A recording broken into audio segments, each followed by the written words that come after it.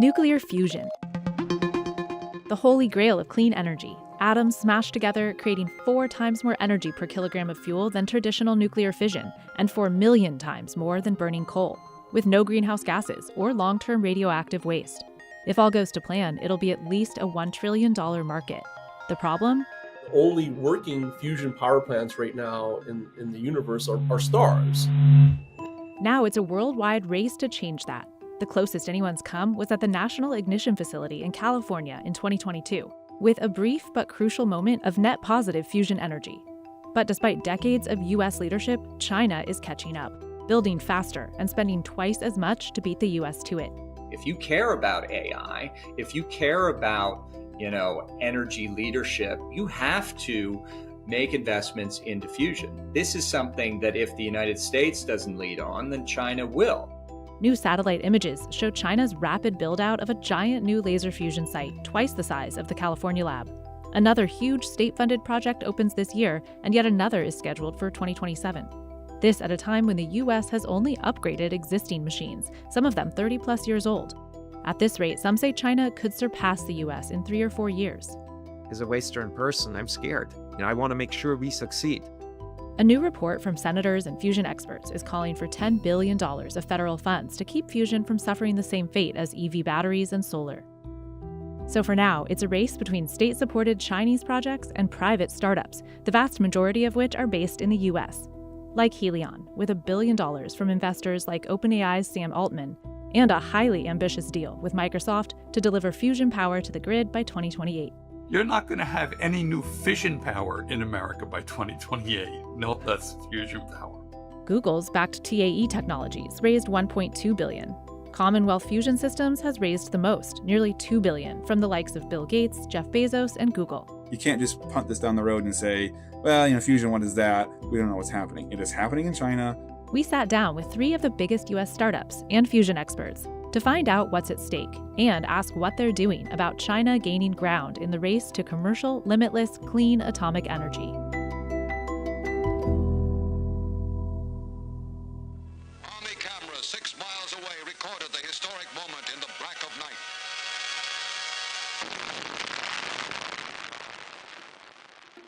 The US first harnessed nuclear reactions 80 years ago, using it to create the atomic bombs dropped on Hiroshima and Nagasaki in 1945. Those used the energy created when atoms split apart, fission, which went on to power nuclear plants, and more recently, small modular reactors, SMRs, which are seeing big investments from the likes of Amazon and Google as a way to power AI data centers. The AI boom kind of came out of left field when it became clear the sheer volume of power that was going to be required. While the US still has the most active nuclear power plants, China is now king in new projects. Despite breaking ground on its first reactor nearly 4 decades after the US pioneered the tech, China is now building far more fission power plants than any other country. China entered the fusion race in the early 2000s, about 50 years after the US. That's when China joined the US and some 32 other nations to collaborate on ITER, the International Thermonuclear Experimental Reactor megaproject in France. But since then, they are training many more plasma physicists, fusion scientists, than are being trained at American universities. We know they're moving faster than the US government program.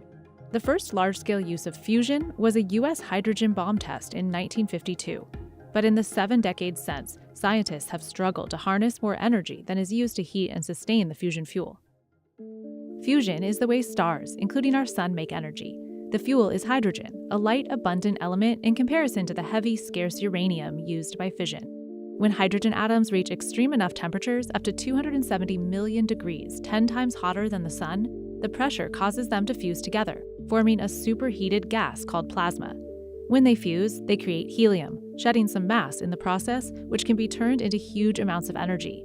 But the plasma is hard to control. It does respond to magnetic fields, allowing for magnetic confinement fusion, where the plasma is suspended and controlled inside a donut-shaped tokamak. In inertial confinement fusion, high-energy lasers are pointed at a peppercorn-sized pellet of fuel, rapidly compressing and imploding it. That's how the US pulled off the historic first fusion ignition, producing net positive energy at the Lawrence Livermore National Ignition Facility, NIF, in 2022. for a very, very brief time, literally nanoseconds, 192 lasers, each of which is the most powerful laser in the world, all fired onto a small target about the size of a BB. That fusion fuel then ignited and released more energy than was put onto the target. The next step, though, is to show that you can do it in a commercially relevant manner. Up to now, fusion has required a ton of capital for huge facilities. Think giant laser bays and massive tokamaks. That's why some startups are trying new ways of controlling plasma in hopes of scaling down. Zap Energy sends a bolt of electricity through it. Bezos-backed General Fusion uses steam pistons. Helion uses magnetic pulses to send plasmas toward each other at more than 1 million miles per hour in a cylinder instead of a tokamak. TAE Technologies uses a different kind of fuel and particle beams. Whoever has essentially abundant, limitless energy, it can impact everything you think of, from healthcare to access to food and water, the principal things to find quality of life, all of it. And I think that is a scary thought if that's in their own hands. But when it comes to public support, China is way ahead. The Department of Energy estimates Beijing is putting a reported $1.5 billion annually toward the effort, while U.S. federal dollars for fusion have averaged about $800 million annually the last few years. And in 2023, the DOE says China's fusion investments were more than those of all other countries combined. The Chinese system is famously opaque and difficult to see as an outsider. One thing we do know, for now, the bigger the reactor, the more efficiently it can heat and confine the plasma, so the higher chance for net positive energy. And China's newest fusion project is massive. Satellite images show a rapid build-out in 2024 of 4 laser bays pointing at a containment dome where the fusion reaction will occur. That dome alone is roughly the size of a football field, about twice as big as NIF, the U.S. laser fusion effort. Fusion Industry Association leader Andrew Holland says it's likely a fusion-fission hybrid. A fusion-fission hybrid essentially is like replicating a bomb, but as a power plant. It would never work, never fly in a place like the United States, where you have a regulatory regime that determines safety, but in a regime like China, where it doesn't matter what the people who live next door say, if the government says we want to do it, we're going to do it. And China's existing national tokamak project, East, has been setting records, volleying with France's national project, West, in the last couple months for the longest ever containment of plasma inside a reactor, although that's a less monumental milestone than net positive energy. So how is China breaking ground with a technology the U.S. pioneered? Anything in a command economy where the government makes a decision that this is a priority is going to move faster. Is it going to be better? Was anything that the Soviets built better than what we had? Absolutely not. But was it faster, and did they have more of them? Yeah, definitely. One shortcut, China's known for copying America's technology. The United States has a strategy completed in 2020 during the first Trump administration. Congress has not done anything to spend the money to put this into action. We published this thing, and the Chinese then went and built it. Craft, that is essentially the U.S. plan. Craft, a $700 million, 100-acre fusion campus in eastern China, is set to reach completion this year. And a new state-funded tokamak called BEST is expected to be finished in 2027. U.S. fusion startup Helion also says some smaller Chinese projects are copying its patented designs.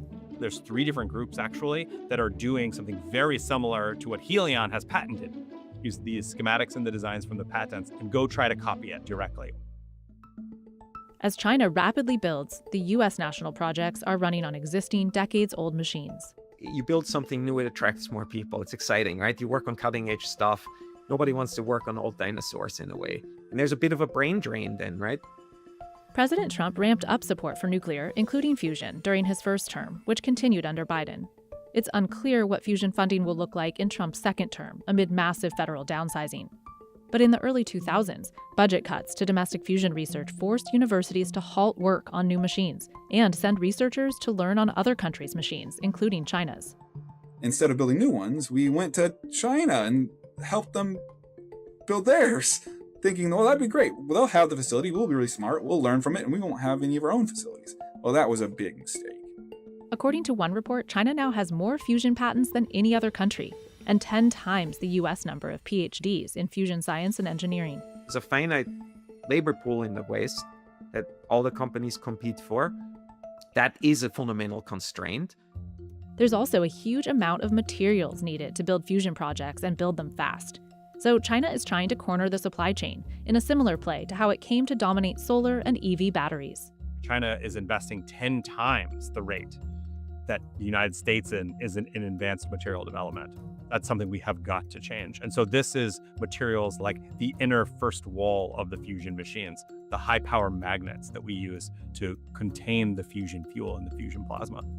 China's also securing markets for necessities like capacitors and power semiconductors. Our Polaris 7th generation system that is now operational, its timeline was set entirely by semiconductors.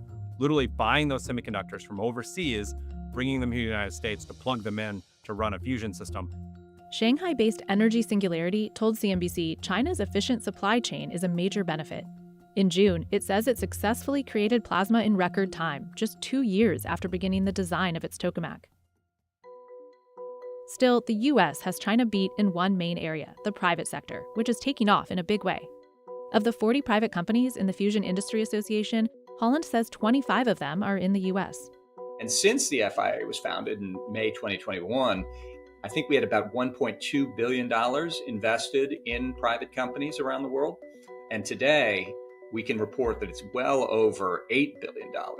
About $6 billion of that is invested into American companies. Commonwealth, spun out of MIT in 2018, is Holland's pick for getting to commercial fusion first. Around 2027 is when its Spark tokamak plans to use superconducting magnets to reach net positive energy. About 10 times more power out than in and about 100 megawatts. Now that's never been done. Those are the conditions that form the basis of a power plant. Which is Commonwealth's next project, a 400 megawatt fusion power plant planned for Virginia called ARC. And it's not just the US. Jeff Bezos and Microsoft are backing General Fusion in Canada. A handful of fusion startups are scattered across Europe, India, and Japan. Most of these countries, plus China and Russia, are also collaborating on ITER, but that's hit major delays, with a revised timeline putting its completion at 2039 or later, far past when US startups say they'll get there. First electrons on the grid in 2028. Putting power in the grid in the early 2030s. Somewhere around late in either end of the decade or early 2030s. But the question remains, could China get there even sooner?